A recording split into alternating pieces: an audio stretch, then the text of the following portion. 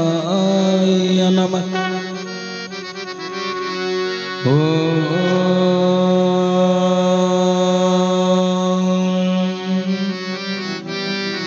गुरुदेवाय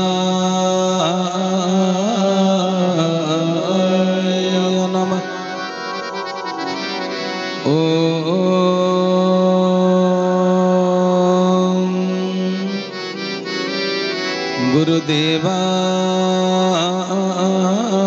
गुरुदेवाय नमः।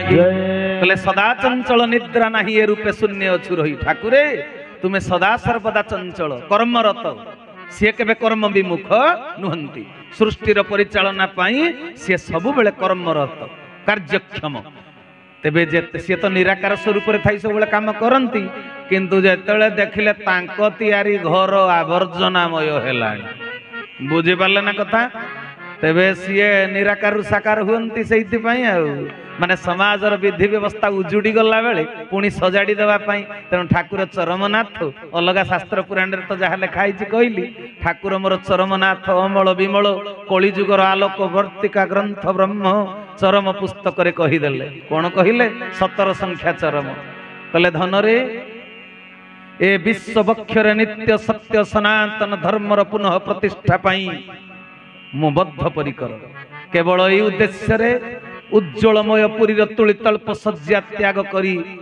वर्तमान मर्त्य धाम रे दंडायमान बुझी पारल तांको उद्देश्य को से प्रकाश करी देले बुझी पारछ ने तांको उद्देश्यटा से काहे कि तबे निराकार साकार हेले कहउचंती कले नित्य सत्य सनातन धर्मर पुनः प्रतिष्ठा पाई बुझी पारले पुनः प्रतिष्ठा पाई ए शब्द काहे कि व्यवहार करले ना गुरु जेते बेले धरापृष्ठ को अवतार आसीचंती तांको स्तर रे सीए भी धर्म प्रतिष्ठा करी जाइचंती बुझी परछ ना कथा तांको स्तर रे सीए धर्म प्रतिष्ठा करी करी जाइचंती किंतु पृथ्वी घड़ी घड़ी के आन व्यंग कहे बेंगुलिलो पृथ्वी घड़ी घड़ी के आन सबुटु विचित्र प्राणी होची मनीष किंतु मनीष एमिति जे मद जदि पेटे पी देला ये निज बेडरूम रे पसिबा बदल रे भाई बहु बेडरूम रे भी पसि जीव हां कि नहीं आज्ञा सत कहूची ना मिछ कहूची मु कोन कहूची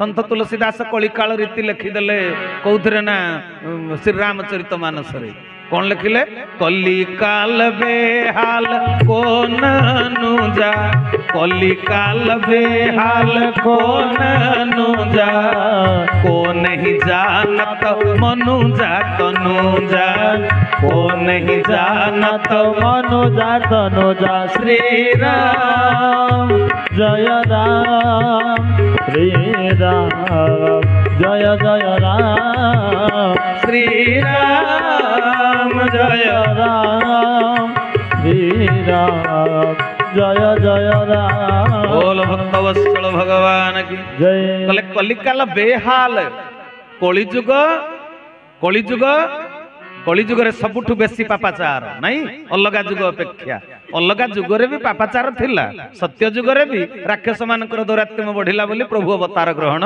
करिचंदी सबु जुग भितरे चारिटा अंतर जुग भोग हुए तेणु सबु जुग रे कली प्रवेश करे किंतु वर्तमान कली जुग रे पापाचार अधिक ठाकुर कहले कली रो अंतिम प्रहर बुझी पारचंदी हैं तते परिस्थिति जहा हेउ ना काहेकि तते धरा पृष्ठ को आनीची रे धन तू चरम बुझी पारचंदी कथा तेणु ठाकुर मोर कहले कली जुगर अंतिम प्रहर तेणु हे सजन वृंद अंतिम प्रहर रे कौन हुए दीप लिभिला बेलकू बेसी जलिब तेणु अंतिम प्रहर रे बर्तमान पाप ताप चरम सीमा रे पहुंची जोटा कान शुणी नथिला जोटा आखि आगरू देखि नथिला सेही घटना वर्तमान घटी तेणु कहले कलिकाल बेहाल तेणु सबुठारु विचित्र प्राणी किए शास्त्र पुराण रे नीति नियम का पई लिखाई पारा पई बणी चढ़ई पई झिंटिका झिटिपिटी पशु पक्षी पई शास्त्र पुराण रे विधि व्यवस्था नियम प्रणयन होईची ना श्रेष्ठ जीव मनीष पई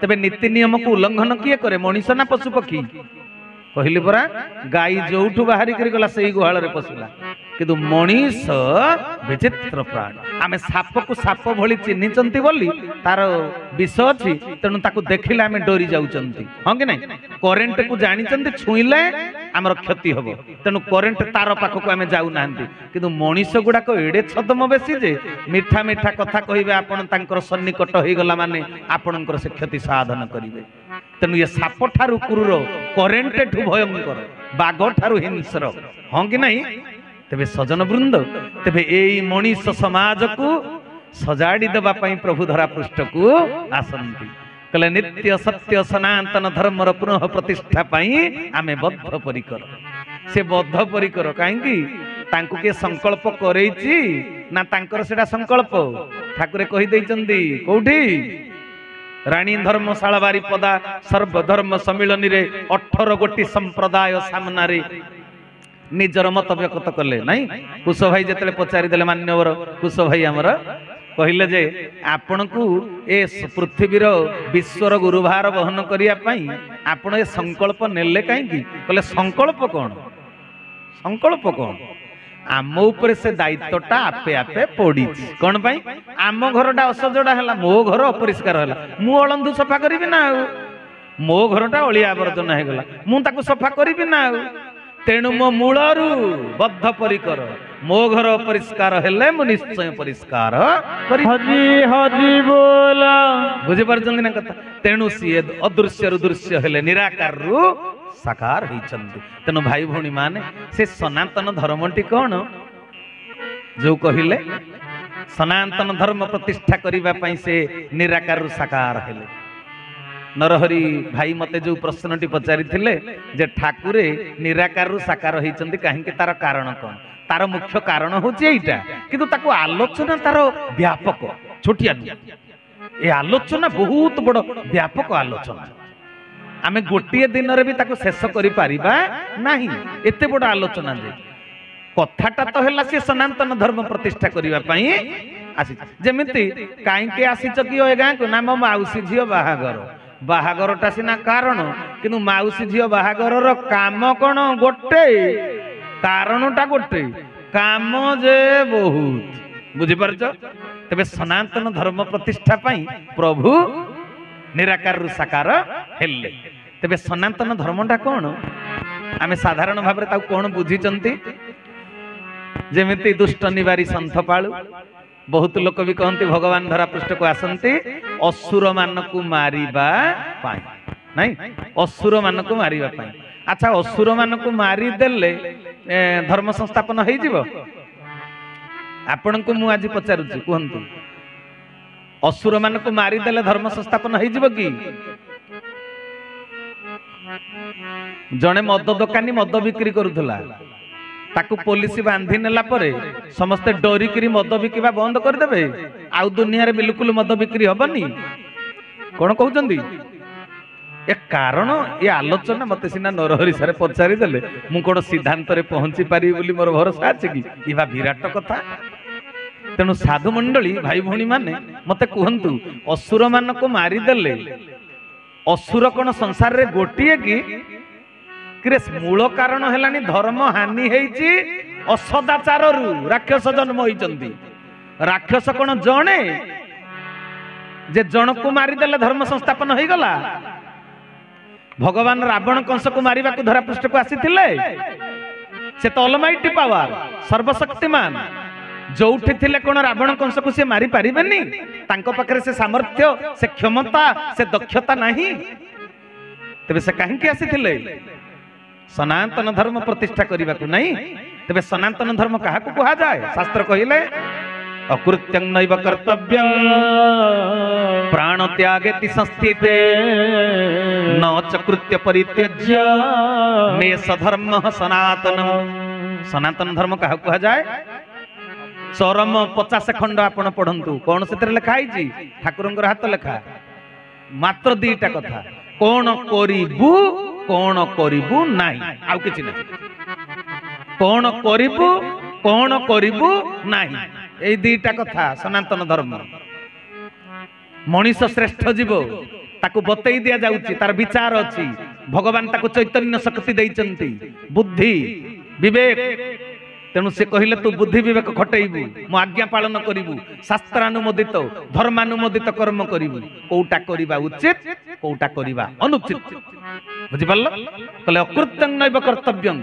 सनातन धर्मर शिक्षा संज्ञा कहले जहा करणीय नुहे प्राण चाली गले भी ताहा करिवु नाही बुझि पारल गुरु आज्ञा देले मादक द्रव्य सेवन करिवु नाही जीभ जेते टाणीले भी पूर्वरु सिगारेट टाणीबार अभ्यास थिला किंतु गुरु ग्रहण कली जेते मते विकल लागिले भी अभ्यासटा मनुष्य को विकल कर दिएनि कि मु सेटा करिबि नाही अकृत्यं नैव कर्तव्यं प्राण त्यागति संस्थिते आमिष भक्षण सर्वाद उपरित्यज्य सनातन धर्मर शिक्षा गुरुंकर आज्ञा तेणु मो जीभ जेते टाणीले भी जीवा लालसा जेते मते आकुलित व्याकुलित कले भी मु ताहा करिबि नाही एटा होछि धर्मानुमोदित शिक्षा बुझि पारल कथा अकृत्यं नैव कर्तव्यं मो भितरे जौन कामना सृष्टि हेछि सबुरी भितरे काम कामना अछि मो स्त्री मो पाखरे नाही ता बोली कोन मु परनारी गमन करिबि अकृत्यं नैव कर्तव्यं प्राण चाली गले भी जहा करणीय नुहे ताहा करा जीव नाही एटा हला सनातन धर्मर शिक्षा करिब नाही पुणी करिब कहले न चकृत्य परित्यज्य मेष धर्म सनातन जोटा करिबा उचित जेते कष्ट पडु जेते बाधा पडु जेते प्रतिबंधक आसु जोटा करणीय ताकू प्राण चाली गले भी प्राण बलि दबा को पड़िले भी से कर्म को केबे त्याग करा जीव ना हरि हरि बोला एहा हेला सनातन धर्म बुझी पारल ना कथा तेबे ठाकुरे कौन पई आसंती रावण कंस को मारिबा को ना सनातन धर्मर शिक्षा देबा को कौन पई भगवान धरा पृष्ठ को आसंती आसंती नुहे तो बारंबार सेटा पूर्वरु अभ्यास अछि बोली कहि दउजी निराकारु से काहे के साकार हुअंती बुझी पारल आसंती बोले मु सिना ढेंकानाल रु आसीची आ भगवान कोन गोटे जगह रु आ गोटे जगह को जांदी सेबा सबुडी अछंती एठी अछंती एठी प्रकट होई जिवे बुझी पारछ ना कथा निराकार साकार हो अदृश्य रु दृश्यमान हेबे तबे कथाटा हला से काहे के दृश्य अदृश्य रु दृश्यमान तबे हुअंती रावण कंस को मारिया पई रावण कंस तो द्वारपाल तांको वैकुंठर द्वारपाल से माने अति प्रिय भृत्य ठाकुरंकर जेते बेले तळकु चाहि देले धरा पृष्ठ को प्रभु बुझी पारुछ माने ऊपर स्तर रे थाई प्रभु जो सर्वमय कर्ता तांको सृष्ट जगत को जेतले से चाहि देले अरे हे मु तो मनीष गुडा को तैयारी करथिली एमाने तो प्रमोशन पाई करी देवता हवा कथा एमाने कोन खाद्य खाई अपेय पी एमानकर डिमोशन हेलानी माने राक्षस पशु स्तर को तळ को खसी गले तबे कोन करा जीव मते मो सृष्टि की सजाड़ीवा को पड़िबो तबे से कोन प्लान प्रोग्राम कले से तो सब करंती करी कराउ थाए मोहि मबिनु अन्य गति नाही श्री गुरु सत्य सनातन चैतन्य दाता परम ब्रह्म कले करी कराउ थाए मु करे जे पुनी अन्य मानक द्वारा कराए देखुन से कहले सत्य सनातन धर्म प्रतिष्ठा करिया पई मु बद्ध परिकर किंतु इच्छा मोर तोरी माध्यम रे पूर्ण हबो रे धन ठाकुरे कहले सी तो सत्य सनातन धर्म प्रतिष्ठा करिवे का द्वारा करइबे आम मानक द्वारा करइबे तेन से कहला करी कराउ थाए मु तबे धरा पृष्ठ को प्रभु निराकार साकार अवस्था प्राप्त हेबे ते कोन करिवे से तो निजे धर्म संस्थापन करिवे किंतु अन्य मानक द्वारा करेइले कामटा योजनाबद्ध भाବରେ कोन ना चतुसनक आसिले प्रभु को देखा करिया को वैकुंठपुर को जतले चतुसनक आसिले देखा करिया को प्रभु तांकरी मुंडरे पुरेइले मते देखा करी आस चैतन्य देले तेणु से आसिले जतले आसिले जय विजय जगिजंदी कहले आमे टिके प्रभु को देखा करिबो कहले आजी देखा करी हबो कहले काहे की ना कारण अलगा ठाकुरे मना करिसंती काहाकू छाड़िबो नाही तेणु हमकु छाड़िबोनी इरे बापा चतुसनक भितर ये चेतना देले जे से देखा करिया को आसिले पुणी जय विजय भितर चेतना देले तमे बिल्कुल तांको छाड़िबोनी कला वाला सही जण बुली पारछ ना କଲା ବାଲା ସେଇ ଜଣେ, ଆମେ ତମେ ନିମିତ୍ତ ମାତ୍ର। ବୁଝିପାରୁଛ ନା କଥା? ସିଏ ତେବେ କଲେ କଣ ନା, ଯେତେବେଳେ ଇଏ ମନା କରିଦେଲେ ଆମେ ଛାଡ଼ିବୁନି ଭିତରକୁ, ପୁଣି ପ୍ରଭୁ ତାଙ୍କ ମୁଣ୍ଡରେ ପଶି ଅଭିଶାପ ଦିଆ କରେଇଲେ। ତେଣୁ କହିଲେ ଶୂଳବିଦ୍ଧ ଋଷିଙ୍କର ଅଭିଶାପ ବି ଭୁଲ ନୁହେଁ, ସତୀ ଅନୁସୂୟାଙ୍କର ପ୍ରତ୍ୟାଭିଶାପ ବି ଭୁଲ। ହରି ହରି ବୋଲ। ସବୁଠି ଲୀଳା ଚାଲିଛି। ବୁଝିପାରୁଛ ନା? ତେଣୁ ଇଏ କଣ କହିଲେ, ଅଭିଶାପ ଦେଇଦେଲେ ଚତୁସନକ। କହିଲେ ଆମକୁ ତୁମେ ମାନେ ଚିହ୍ନି ପାରୁନ, ତମର ଦୃଷ୍ଟି ଶକ୍ତି ଥିଲେ ବି ଦୃଷ୍ଟି ଭଙ୍ଗୀ ନାହିଁ, ଦୃଷ୍ଟି କୋଣ ନାହିଁ, ଆମକୁ ଚିହ୍ନି ପାରିଲନି ତୁମେ ମାନେ। ଅଭିଶାପ ଦଉଛୁ, ତମେ ରାକ୍ଷସ ଭଳି ଆଚରଣ ମୋ ସାଙ୍ଗରେ କରିଛ, ତମେ ମର୍ତ୍ତ୍ୟ ଭୂମିରେ ରାକ୍ଷସ ରୂପରେ ଜନ୍ମ ହୁଅ। ହରି ହରି ବୋଲ। ଚତୁସନକ ଅଭିଶାପ ଦେଇଦେଲେ। ଆହା, ଜୟ ବିଜୟ ଯାଇ ପ୍ରଭୁଙ୍କ ପାଦ ତଳେ ମୁଣ୍ଡ କୋଡ଼ିଲେ। ଠାକୁରେ, ଆପଣ କହିଲେ ବୋଲି ଆପଣଙ୍କ ଆଜ୍ଞା ପାଳିକିରି ଆମେ ତାକୁ ମନା କଲୁ, ପୁଣି ଏବେ ଅଭିଶାପ ପାଇ ମର୍ତ୍ତ୍ୟ ଧାମକୁ ଯିବୁ ରାକ୍ଷସ ଭାବରେ ଜନ୍ମ ହବା ପାଇଁ। କହିଲେ କାହିଁ ମନ ଦୁଃଖ କରୁଛ କିରେ ଛୁଏ? କହିଲେ ଆଉ, କହିଲେ ସବୁ ବା ମୋ କଥା, ମୁଁ ସବୁ କରେଇଛି, କରି କରାଉଥାଏ ମୁଇଁ। କହିଲେ ଠାକୁରେ କଣ ପାଇଁ ଯେ? କହିଲେ କେ ମର୍ତ୍ତ୍ୟପୁରରେ ସବୁ ମଣିଷ ଗୁଡାକ ମୋର ଶ୍ରେଷ୍ଠ ଜୀବ, ମୋର ଅମର କୃତି, ମୋର ଶ୍ରେଷ୍ଠ କୃତି, କିନ୍ତୁ ଏମାନେ ଶ୍ରେଷ୍ଠ କର୍ମ ନ କରି ମୋର ଆଜ୍ଞା ଆଦେଶକୁ ଭୁଲି ଯାଇ ସବୁ ସ୍ୱେଚ୍ଛାଚାରୀ ହେଇଗଲେ। ସ୍ୱେଚ୍ଛାଚାରୀ ହେଇକରି ସେ ନିଜ ଇଚ୍ଛାରେ ସବୁ କାମ କରୁଛନ୍ତି, ମୋ ଆଜ୍ଞାକୁ ପାଳନ କରୁ ନାହାନ୍ତି। ତେଣୁ ତମେ ହବ ଅବଜ୍ଞାକାରୀ ସନ୍ତାନ। ହରି ହରି ବୋଲ। ତମେ ମାନେ ଯାଇ ରାକ୍ଷସ ପାଠ କରିବ ଧରା ପୃଷ୍ଠରେ, ଆଉ ମୁଁ ତମ ମାନଙ୍କୁ ବଦ୍ଧ କରିବି। এইটা ଆମର ହଉଛି ଡ୍ରାମା, ଲୀଳା। ବୁଝିପାରିଲ? ତେଣୁ ଆମେ ତ ଉଭୟ ମିଶିକରି ଧରାପୃଷ୍ଠକୁ ଯଦି ଅଭିନୟ କରିବା ପାଇଁ ନ ଯିବା, ଏ ଧରାପୃଷ୍ଠରେ କେହି ଆଉ ଶିକ୍ଷା ଗ୍ରହଣ କରିପାରିବେ ନାହିଁ, ଧର୍ମାନୁମୋଦିତ କର୍ମ କରିବେ ନାହିଁ, ଧର୍ମ କଣ ଜାଣିବେ ନାହିଁ। ତେବେ ସେଇଟା ହଉଛି ଧର୍ମ ସଂସ୍ଥାପନ। କଣଟା? ମଣିଷକୁ ମାନବିକତାର ଶିକ୍ଷା ଦବା ହଉଛି ଧର୍ମ ସଂସ୍ଥାପନ। ହରି ହରି ବୋଲ। ଧର୍ମ ସଂସ୍ଥାପନ ଅନ୍ୟ କିଛି ନୁହେଁ। ଜଣେ ମା ତାର କର୍ତ୍ତବ୍ୟ କର। ମା ପାଖରେ ଆଜି ମାତୃତ୍ୱ ନାହିଁ, ବୁଝିପାରିଲ? ଭାଇ ପାଖରେ ଭାତୃତ୍ୱ ନାହିଁ, ବନ୍ଧୁ ପାଖରେ ବନ୍ଧୁତା ନାହିଁ, ସବୁ ଛଳନାପୂର୍ଣ୍ଣ ସମ୍ପର୍କ, କପଟାଚାର ସମ୍ପର୍କ। ହଁ କି ନାଇଁ?